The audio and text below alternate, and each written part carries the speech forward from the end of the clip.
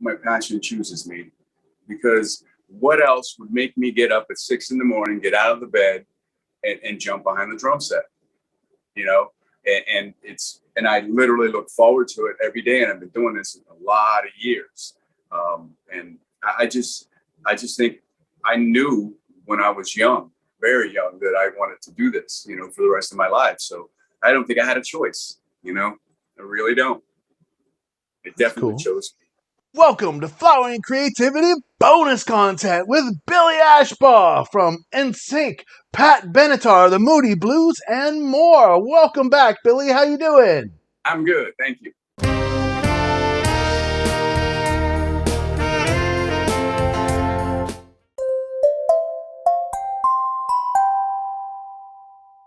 Bonus. We're going to go deeper and we're going to delve into some really insider information here. Starting with, what advice would you offer to someone who is struggling creatively to regain their flow?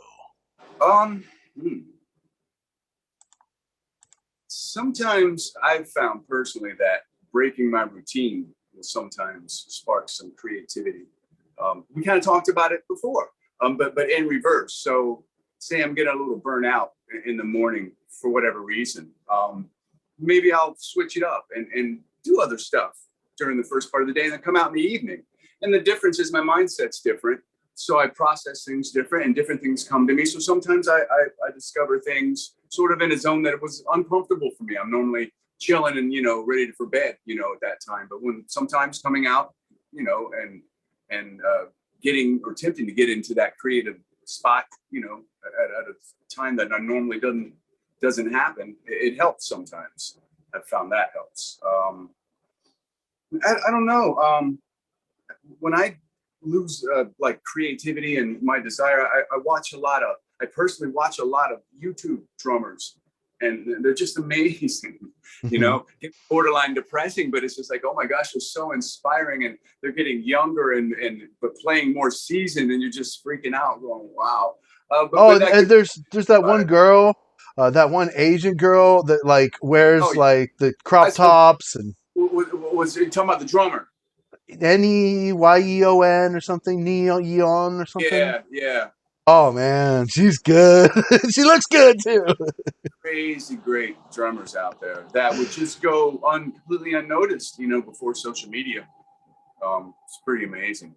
So I like to use that, and I get inspiration and creativity from that. I mean, my gosh, you could spend a few hours just in my world looking through drum stuff, and there's all the creativity you need. Good grief, there's so, Drumeo and stuff, they have all of this information and lessons and people's takes and concepts. And so, yeah. And constantly having projects dumped in my lap forces you to find the creativity, because you got a job to do and you got to address this song. So that helps as well, having that pressure, I guess. Yeah, well, I mean, being in demand is always a good thing. That's a good thing. It keeps you going. Keeps you on your toes. Right on. Cool. Okay, so different projects are different, right? Different passions are different. So, and of course, this can be both. But do you feel you choose your passion, or does your passion choose you? I think my passion chooses me, because what else would make me get up at 6 a.m, get out of the bed, and jump behind the drum set, and I literally look forward to it every day. And I've been doing this a lot of years. And I just think I knew when I was young, very young, that I wanted to do this, for the rest of my life. So I don't think I had a choice, I really don't. It definitely chose me. Sure. That's really cool. Yeah, man. I mean, listening to your playing, I mean, as I was doing it, the video, so much different stuff, the Nam solo and the funky stuff, and, the rock stuff with Pat Benatar and the pop with NSYNC. I mean, it's just so many different genres, but the one thing that was solid through the whole thing was, you just held everything together so nicely. Every one of those projects. Oh, wonderful. Yeah. That's my job. Yeah, thank you. Never, Yeah. never overplayed, never underplayed, man. I loved it. Oh, thank you, thank you. That's the perfect compliment. Yeah. Um, that's what you go. That's the goal. You know, to play the best you can for every situation you're in, and quite often you check your chops at the door, and you just come in with the mind of servicing the music. I mean, people say it all the time, but it's really true. I mean, and it's music's a conversation, so to me, I can get egged on when I'm playing by someone to overplay, you know, in a fun way. But I really can't just start playing a bunch of crap in the middle of the song for myself and not feel like, what the hell am I doing? You know, because Hmm. it's literally a conversation. That would be like you starting to scream at me right now. What the hell's going on? You know, you just don't do that. You listen, you respond. I mean, that's what's going on. So, yeah, thank you. That's a nice compliment. Yeah, and I mean, um, like in that Emerald video, I just have to say, man, that guitar player was just Oh, way Neil. too loud. Yes, yes, he is. Maybe Yeah, not. I didn't hear him in all the like in the other Pat Benatar shows. The audio quality overall wasn't as good right. that I saw on your Yeah, channel. So I picked that one because the audio quality was better. But that particular mix was pretty bad. yeah. It That was needed live less TV, and guitar. it's a live TV, and it's a cooking show. So their Sure. priority wasn't on making the band sound great. You know. Sure. But it was cool. I got one really cool little moment where the camera was on you and I had to put a big Yeah, arrow on you. I know. You got to don't blink, don't blink. The camera swings by me. Oh, that was fun. That was Okay. Let's see. So how do you promote your art to attain your goals? I mean, how do all these other artists know about you? to be honest. My resume just kind of builds over time, and then I think social media, you know, is a big part of it. You know, it's a big part of it. Okay, so for instance, my Moody gig, Hmm. 100% fell on my lap due to social media. They were looking to make a replacement back in, I think, 2016. Hmm. And Alan, who is in One Nation, he's a keyboard player, Alan Hewitt. Well, he's the musical director and the keyboard player for Moody Blues for the last 12, 13 years. So anyway, I get an email from him randomly one day. He says, "Hi, my name's Alan Hewitt. I'm with the Moody Blues, and we're going to looking for a drummer. And I found you on, you know, on the internet, and thought you'd be a great match. Would you like me to throw your name in there?" And I was like, "Oh, absolutely, you know, great." So that whole thing came about through the internet. So that networking is powerful stuff. And my involvement with the Modern Drummer Festival Hmm. came about from my reconnection with David Hakim, who is now involved with Modern Drummer. But I knew him briefly years ago when he was with Warner Brothers. When I did a video way back then with NSYNC stuff, and NSYNC like a instructional thing. So that's how we had that connection, but fell way out of touch. Didn't talk to each other for years and years and years. And then sure enough, he sees me on social media, hits me up, we start chatting, and then we're getting along, we're throwing around ideas, and now we're working together. So Cool. I've personally had a lot of success with social media. And I'll be honest, it's kind of funny. That is one of the things through the pandemic that forced me into, because I've had a Facebook page for quite a time, but I've Hmm. never posted anything on it. Hmm. I just one of those guys. I just don't do it. It's not my thing.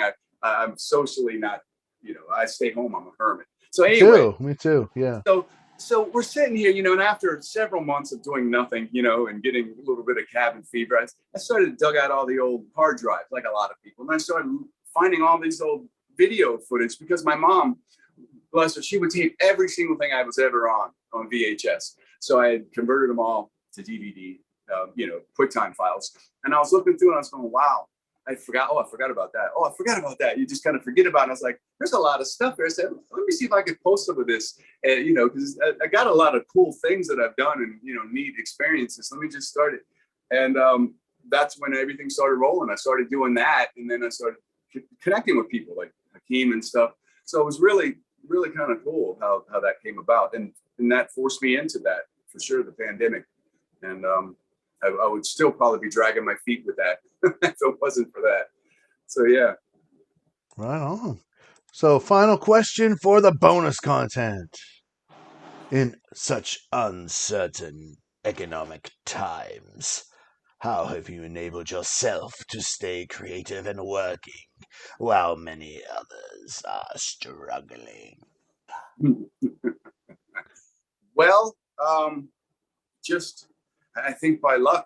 Like I said, I was struggling like everyone else, especially financially and just with work Mhm. until we started doing the projects, with Alan and then with Robbie Steinhardt and those things. Like we said, that gets dumped on your lap. All of a sudden, there you go. You're forced into creativity, and it was probably a saving grace for sure, being able to be involved in those projects.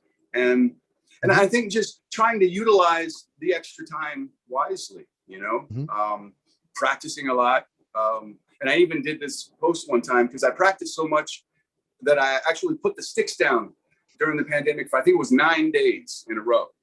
And if anyone who knows me knows that that doesn't happen. And I don't ever remember intentionally walking away from drums when they're right there for 9 days. But I was in a cool spot because I was just doing other things, and it was so nice to clear my head of that and just do different things, literally for like a week and a half. And when I came back, what a refreshing, wonderful thing that was. So there's several things, but those are a few that helped me. Right on. Billy Ashbaugh, everybody. Thank you so much, Thank you. Billy, for being here with me on Flowering Creativity. Thank you for doing this bonus video. Everybody, patrons, this one's for you. Thank you for your time and treasure. Thank you for donating to support my channel. Thank you for subscribing to Matthew's Music Lesson Studio and to Billy Ashbaugh. Make sure you like this. And of course, I don't want you to share this because this is a bonus video. But let your friends know about this bonus video and say, hey, go over to Patreon and sign up because this is a really cool video. Billy, you said some amazing things. I got some great sound bites to start off both of these videos.